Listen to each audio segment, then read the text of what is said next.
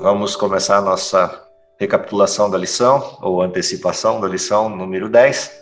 Quem pode me ajudar com o título da lição e verso, por favor? Descanso sabático. 6 dias vocês trabalharão, mas o 7º dia será o sábado de descanso solene, santa convocação.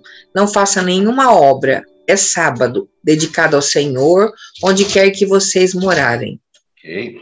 O texto é mais um dos muitos textos da estrutura do Pentateuco que retrata a questão da observância do sábado.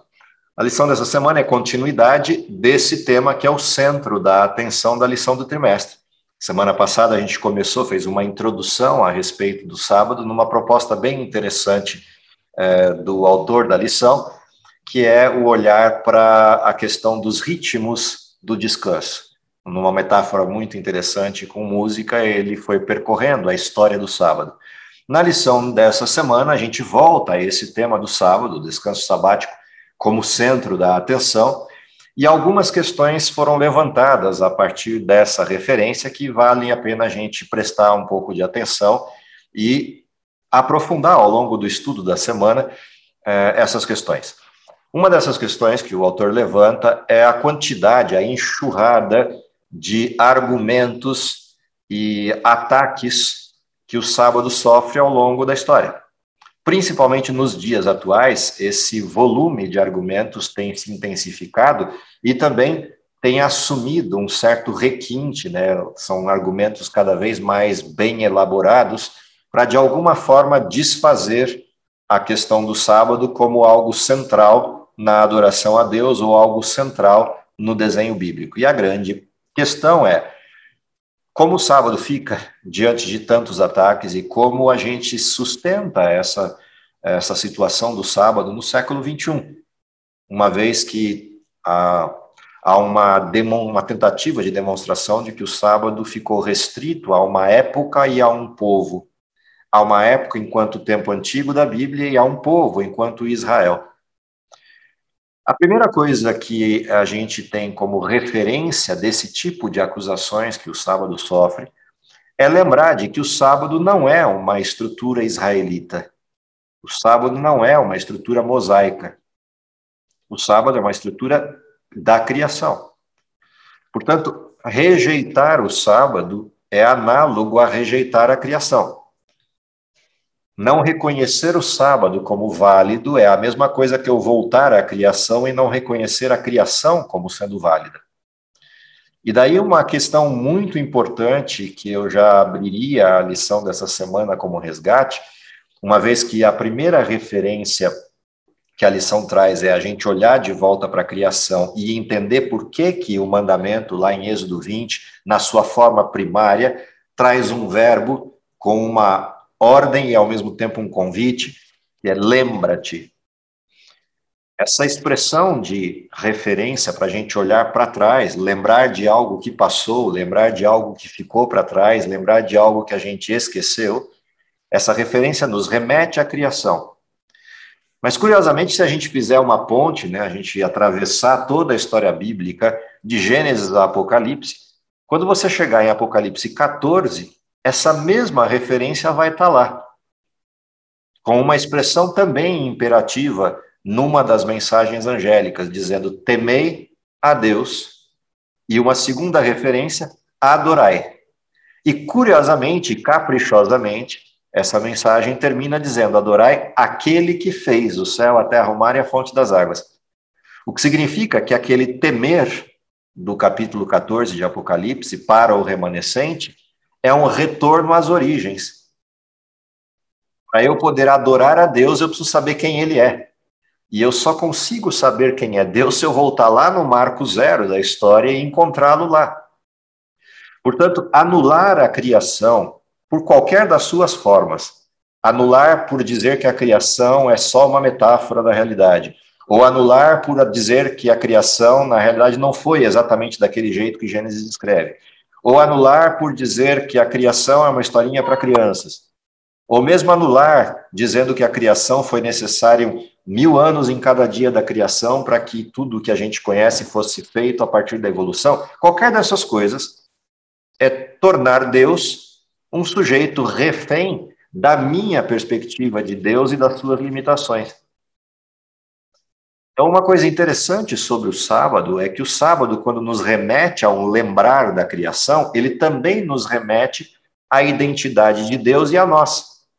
Afinal de contas, se Gênesis estiver certo no que diz, então fomos feitos à imagem de Deus. E se esse Deus referenciou no capítulo 2 a criação de um tempo para ser só dele, e um tempo de vinculação, onde o ser humano adora a Deus, essa referência recupera a identidade de Deus e o relacionamento do ser humano com Deus. O que significa dizer que se a gente não volta a Gênesis, não volta à realidade do sábado, a nossa identidade se foi. A nossa referência se foi. E daí o primeiro grande ponto dessa questão do descanso sabático. O descanso sabático, em primeira instância, é a recuperação de quem somos e de quem é Deus. E a percepção de que fomos feitos à sua imagem. A segunda referência importante de voltar a Gênesis, voltar à criação, é entender o que aconteceu lá, para entender o que significa o descanso sabático. O descanso sabático, mais do que qualquer outra coisa, é um sentido de parada, é um sentido de pausa, que está referenciado antes do ser humano começar suas atividades. E é curioso isso, porque o ser humano é criado e a primeira coisa que ele tem pela frente é um sábado. Ou seja, ele tem referência. Isso significa que olhar o que foi feito no sábado recupera essa referência. E o que foi feito no sábado está bem claro em Gênesis. Descanso, santidade, bênção.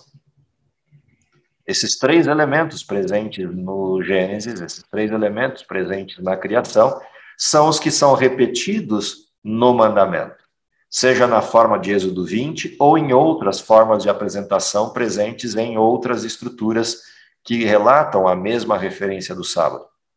O que significa dizer que observar o sábado, guardar o sábado ou lembrar-se do sábado implica eu parar de fazer o que estou fazendo. Eu assumir uma posição de santidade em relação a Deus e em relação a quem eu sou e assumir aquilo que a bênção prevê, aquilo que a bênção promete. E é interessante porque essa proposta de bênção, no sentido do Éden, é a proposta de estar com Deus. Mas no sentido do mundo imperfeito, essa bênção tem múltiplas aplicações. A primeira das maiores aplicações da palavra bênção no contexto do pecado é a transformação que, a partir da relação com Deus, pode ocorrer em nossa vida. A segunda é aquela que pode acontecer com os outros que entrarem em contato conosco.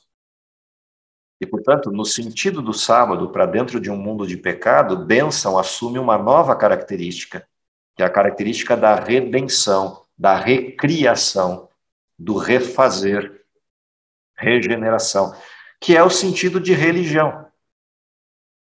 Sábado está atrelado ao processo religioso e a palavra religião, religare, tem exatamente essa expressão. Retornar aquilo que se desligou, aquilo que se perdeu de contato. O ser humano abre os olhos e a primeira coisa que ele tem diante de si é Deus. E o primeiro dia que ele tem de referência para si é um dia de Deus. Portanto, ele não só nasce ligado a Deus no sentido de que Deus o fez e de que a primeira coisa que ele viu na frente foi Deus, mas ele também segue a sua existência como tendo a primeira referência temporal, o tempo de Deus. E esse é um sentido muito importante dessa questão do sábado em qualquer época da história. Uma outra coisa que a lição resgata é algo que estava na semana passada, que é o senso de liberdade. Guardar o sábado, observar o sábado ou desfrutar do sábado é reconhecer que somos livres. É entender como fomos libertos e do que fomos libertos. Então, a lição nos provoca a olhar para o sábado no sentido israelita, que era a liberdade do Egito, e eu provocava no comentário da lição da semana passada, qual é o nosso Egito? Do que fomos libertos e o que o sábado nos faz lembrar? A provocação da lição de segunda-feira, na proposta da lição 10, é a gente entender isso. de que o sábado ele faz sentido quando a gente encontra essa correlação com o estar livre. Fomos e estamos livres. Isso no mundo de pecado é uma coisa soberba. Afinal de contas, o pecado é escravidão. E o sábado é a demonstração de que não somos escravos. É a demonstração clara de que eu sou livre para escolher e de que Deus me concedeu essa liberdade. O detalhe é entender a dimensão toda dessa liberdade. Uma coisa é a libertação da escravidão do Egito, no caso de Israel, a outra coisa é a libertação do pecado. Quando a gente olha a dimensão do que é estar liberto do pecado e que tipo de aprisionamentos nos cercam, há vários textos na Bíblia que vão mostrando para a gente referências diferentes de coisas que nos prendem. A morte, a desgraça, a degeneração, a doença.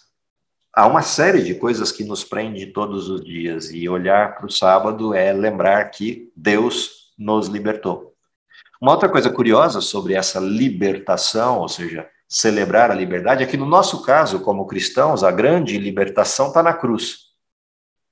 E caprichosamente, Deus morre numa sexta para ressuscitar num domingo e descansa no sábado.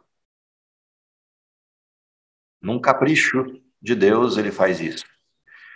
A gente já falou um pouco desse descanso em algum outro momento de estudos nossos, mas há uma coisa interessante aqui. Quando você olha para essa questão do descanso e observa isso ao longo da Bíblia, há perguntas cruciais que surgem disso. Para mim, a mais bela de todas essas perguntas do descanso do sábado está reproduzida naquele joguinho de cena entre o capítulo 20 de João e os capítulos 4 e 5 de Apocalipse. Quando você vê aqueles dois sujeitos correndo desesperados em direção ao túmulo, porque Maria contou para eles que o corpo de Jesus foi roubado, e você vê Pedro e João correndo em disparada para o cemitério para ver onde Jesus estava e veem o túmulo vazio, e voltam para casa sem entender muito bem o que viram. E quando você vê a cena seguinte de Maria chegando ao túmulo logo depois deles, e ela continua chorando e pede para aqueles dois que estão dentro do túmulo e depois para aquele que está atrás dela, para que entreguem o corpo de Jesus, e Jesus a identifica e a chama pelo nome. Essa cena de João 20, quando a gente cruza lá com Apocalipse 4 e 5, com aquela célebre pergunta do capítulo 5, quem é digno de abrir o livro, desatar os seus selos? E a resposta é, não foi achado ninguém digno, nem no céu, nem na terra, nem embaixo da terra, que pudesse abrir o livro ou desatar os seus selos, e você vê João chorando desesperadamente na sequência. E aí vem um dos anciãos, põe a mão no ombro dele e diz, calma, não precisa mais chorar desesperado. O leão da tribo de Judá venceu e está chegando para abrir o livro e desatar os seus selos. E quando João enxuga as lágrimas e olha para o trono, ele vê por trás do trono chegando um cordeiro, tal qual sido morto, ainda sangrando. E essa cena é exatamente a cena que a gente estava vendo antes. Esse aparente atraso de Jesus, ou essa demora em responder a pergunta do quem é digno, a única razão para não haver ninguém, nem no céu, nem na terra, e nem embaixo da terra, para abrir o livro, naquele momento em que foi proclamada a pergunta, é porque era sábado. E no sábado Jesus estava morto, e mortos não abrem livros. Essa referência, para nós, como cristãos, é uma referência muito importante, porque a gente vê a outra cena, que é a cena de Maria chorando no túmulo, o céu aguardando Jesus chegar, João chorando no céu, e a pergunta é, por que ele está atrasado? E aí você olha para a terra e descobre por quê. Não me detenhas, porque ainda não subi para o meu Pai. Jesus atrasa porque Maria precisava de um abraço. Jesus demora a chegar porque Maria precisava de consolo. Quando você vê essa cena, a pergunta do que somos libertos neste sábado, o que o sábado traz de paz e qual é a extensão dessa paz, é algo importante para a gente descobrir no nível pessoal, para o sábado fazer sentido para além de uma ordem, guarde o sábado, para além de um convite, lembre-se do sábado. Do que eu vou lembrar se eu não participei da criação? Do que eu vou lembrar se eu nunca fui escravo no Egito? Eu tenho que encontrar o meu sentido de libertação e aquilo que, para mim, foi o aprisionamento, para eu entender esse sentido na forma mais ampla. Mas uma das questões talvez mais agudas disso é a gente entender que nós vivemos num mundo mau e estamos sendo destruídos pelo pecado. E a maior liberdade é a liberdade da vida. Na sequência disso, a lição ainda nos provoca para olhar que no mandamento não estão só os israelitas atrelados à lei. Porque o mandamento diz: nem tu, nem teu filho, nem tua filha, nem teu servo, nem tua serva, nem teu estrangeiro que está das tuas portas adentro. Nenhum deles deve participar de atividades que não sejam correlatas ao sábado. E aqui aparece algo muito importante. Ora, mas as pessoas não são livres para aceitar ou rejeitar o sábado? Sim, da porta da minha casa para fora elas são. Da porta da minha casa para dentro elas são convidadas a estar comigo no sábado. Não no sentido de uma imposição barata, mas no sentido de que o sábado é um lugar de bênção. E, portanto, se a bênção foi dada a mim, eu devo transferi-la a outro e propiciar um ambiente sabático dentro dessa habitação, para que todos que estiverem porta adentro vivenciem a mesma estrutura sabática.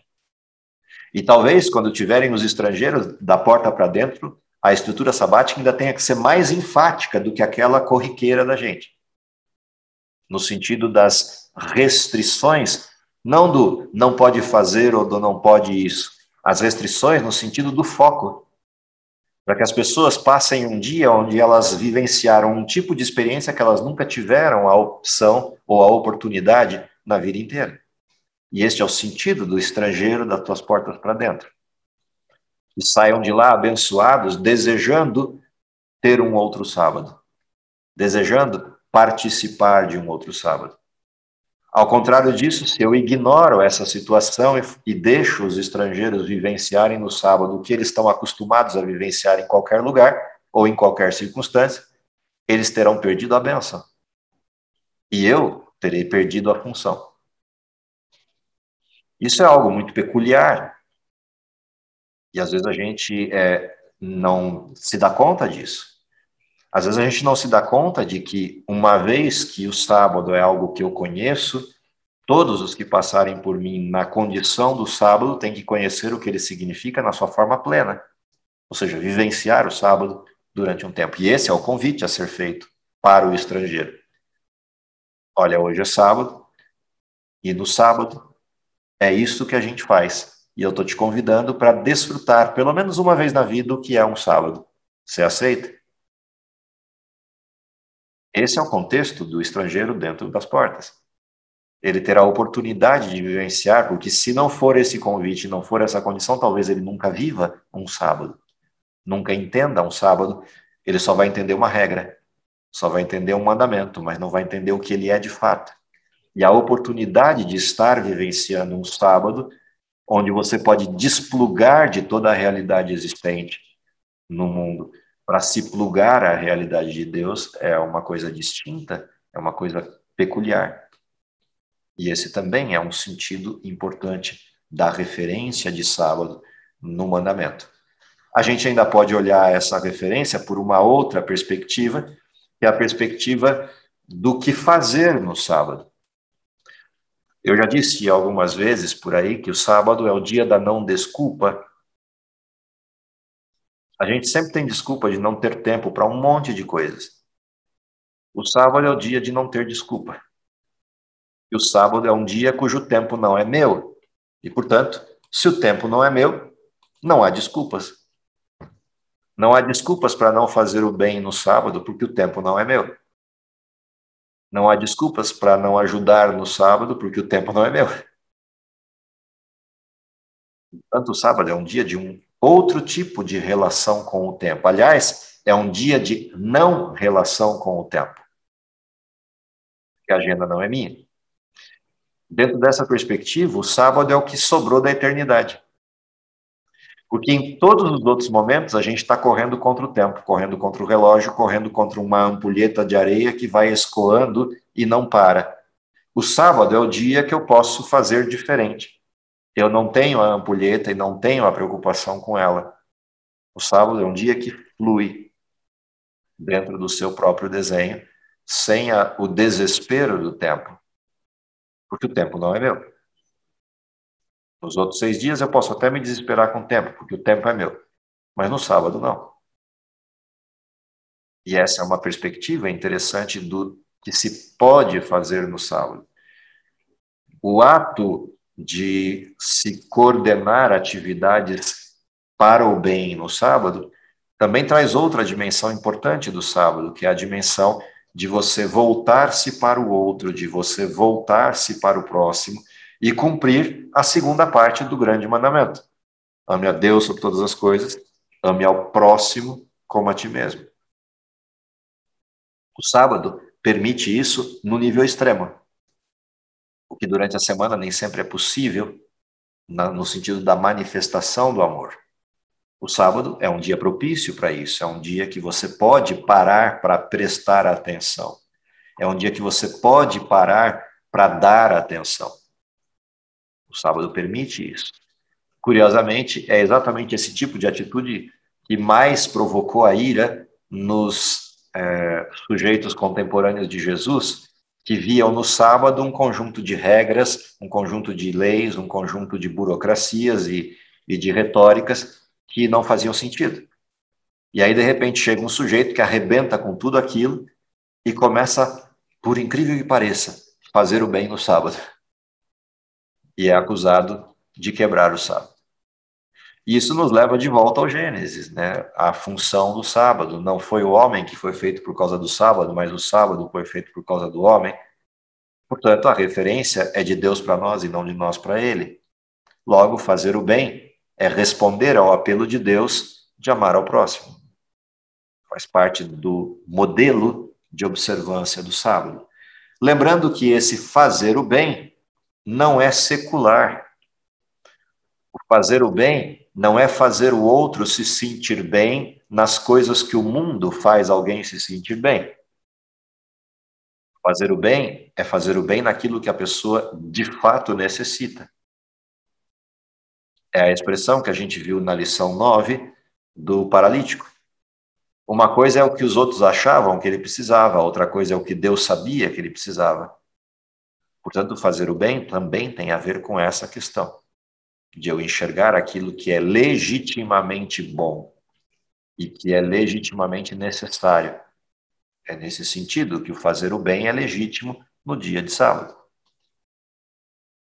Uma outra e última questão de atenção para a lição número 10 é a questão de que o sábado se estabelece como uma marca perene. A Bíblia vai referenciar o sábado como sendo um sinal de aliança perpétua, um sinal de convênio perpétuo, um sinal que marca o povo de Deus. E esse sinal, além de ser uma marca de Deus em seu povo, traz, no texto de Gênesis, de Êxodo 20, uma referência explícita de quem é o autor do sinal. A razão para o sábado é porque Deus fez. Portanto, somos dele. O sábado é a marca. O sábado é análogo a isso que as pessoas costuram normalmente na gola das camisas, pelo lado de dentro, alguns costuram na manga da camisa pelo lado de fora, quando é grife, para mostrar para todo mundo que você tem a camisa daquela marca. O que é o sábado? É a grife de Deus. Todo mundo que passa pelo sábado tem uma marca na testa, a grife de Deus. E Deus faz questão de botar essa marca bem visível na testa para ninguém ficar sem olhar. Afinal de contas, quando você olha para alguém, você vê o rosto e a marca na testa é a primeira coisa que você vai ver. Dentro dessa perspectiva, o que Deus faz é, ele marca o seu povo. E o sinal para essa marca é o sábado. Curiosamente, Apocalipse vai estabelecer que existe uma marca falsa que também é posta na fronte e na mão direita. E essa marca falsa é o sábado espúrio. É uma adoração falsa. É um Deus não verdadeiro. E esse é o contraste que a Bíblia vai fazer entre esses dois elementos. E por isso o livro de Apocalipse estabelece um remanescente fiel que aceita aquilo que Deus propõe e se apresenta ao mundo com essa referência. Já Hebreus vai propor isso com uma outra linguagem, dizendo que a gente entra no descanso de Deus. As referências são as mesmas informações e as mesmas questões.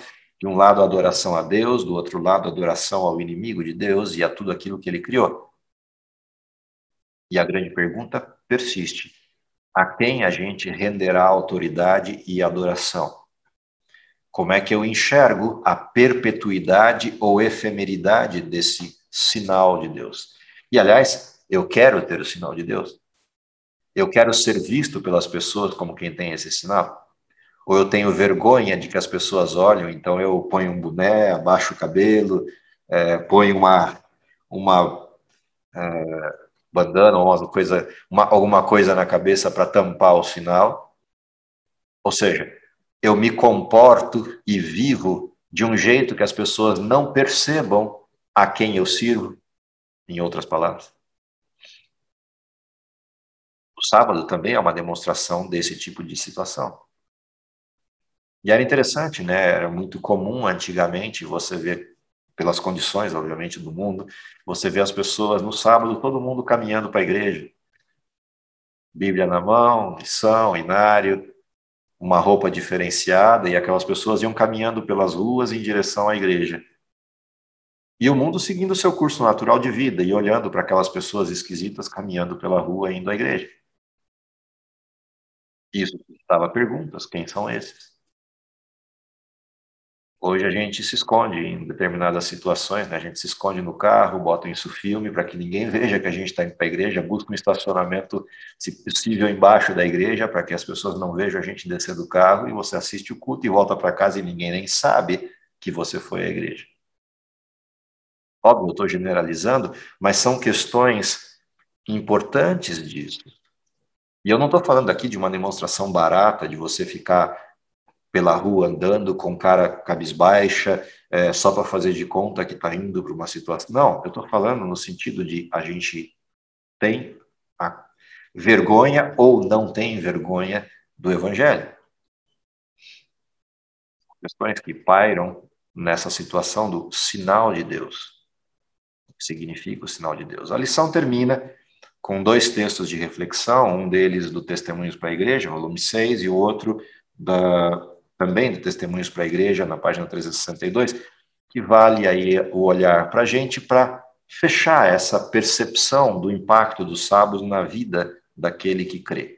O primeiro dos textos começa assim, lá na lição de sexta-feira: durante toda a semana, cumpre-nos ter em mente o sábado e fazer a preparação indispensável a fim de observá-lo conforme o mandamento. Não devemos observá-lo simplesmente como uma questão de lei. Todo o céu, e isso me chama a atenção, todo o céu celebra o sábado. Isso significa que o sábado excede a humanidade. Então, todo o céu celebra o sábado, mas não de maneira ociosa e negligente. Nesse dia, todas as energias do coração devem estar despertas, pois vamos nos encontrar com Deus e com Cristo, nosso Salvador. Podemos contemplá-lo pela fé. Ele está desejoso de refrigerar e abençoar cada pessoa. E a primeira frase do próximo bloco também é importante, porque ela está relacionada com o início desse texto: todo o céu celebra o sábado. Diz assim: as demandas para com Deus são ainda maiores no sábado do que nos outros dias. Seu povo deixa então as tarefas comuns e passa mais tempo em meditação e adoração, o que significa que Deus vai ter mais trabalho. Essa é uma coisa que também chama a atenção na situação do sábado, ou seja, Deus chamou a responsabilidade para si. Esse dia é meu, venham para cá e eu quero conviver com vocês. O que significa que Deus vai ter mais trabalho. A demanda de Deus é maior, ou seja, o sábado não é um dia de ociosidade. O sábado é um dia de trabalho, apenas a questão é que o trabalho não é para mim, nem para os meus interesses, nem para as minhas coisas e nem para as minhas preocupações. O trabalho é de Deus, para as coisas de Deus e a convivência com Ele. E, de certa maneira, o sábado funciona para mim como um refrigério de tudo aquilo que me rouba a paz e o tempo durante a semana, num mundo de pecado. No mundo perfeito, o sábado é um deslocar de atenção. Eu saio dos meus interesses e vou para os interesses de Deus, simplesmente num deslocar de atenção. Mas num mundo imperfeito, o sábado significa vida, significa recuperação, significa refrigério, significa restabelecimento das condições originais, das condições da criação, das condições daquilo que era o sonho de Deus para cada um de nós. Entender isso, respeitar isso e, mais do que tudo, se esforçar para que isso seja assim, é o nosso grande desafio para ser reconhecido como filho de Deus. Afinal de contas, o sábado é uma marca, é um sinal. Eu só serei reconhecido a partir da identidade. Não tendo a identidade de Deus, a única coisa que ele poderá dizer é: não te conheço. Portanto, o sábado não tem a ver com uma observância legal para a salvação. O sábado tem a ver com o reconhecimento e a aceitação da salvação. Eu não guardo o sábado para ser salvo. Eu guardo o sábado porque eu reconheço que fui salvo e aceito a salvação. Essa é uma dimensão importante para a gente manter em mente. Eu espero que isso seja para a gente um ponto inicial de provocação e estudo, mas principalmente um ponto de provocação para que a gente responda à realidade do sábado da maneira adequada e se esforce na direção de entender todas as dimensões do sábado para poder desfrutar dele, usufruir das bênçãos e principalmente poder encontrar com Deus e conviver com ele para desejar estar com ele eternamente. Caso contrário, Deus será um estranho para nós e nós um estranho para eles. Que Deus nos abençoe, é o que eu desejo para todos vocês. Um bom estudo nessa semana. Espero que possam desfrutar do aprendizado e das provocações do autor da lição para essa próxima semana. Vamos orar? Querido Pai que está nos céus, te agradecemos pelo dom da vida, te agradecemos porque, apesar das circunstâncias, podemos estar aqui reunidos, ainda estudando com relativa liberdade a tua palavra. Tá, Senhor, que possamos nos imbuir do significado, do sentido pleno desse presente que nos deste, que é o sábado, principalmente por entendermos que, a partir dele, podemos reconstruir e desfrutar da identidade e do sonho de Deus para conosco. Dá, Senhor, que possamos também convidar outros e estimular outros que usufruam também desse sábado, e, se possível, que possamos desfrutar logo os sábados eternos na tua companhia. É o que lhe pedimos, confiado nos méritos de Jesus e por meio dele que oramos. Amém.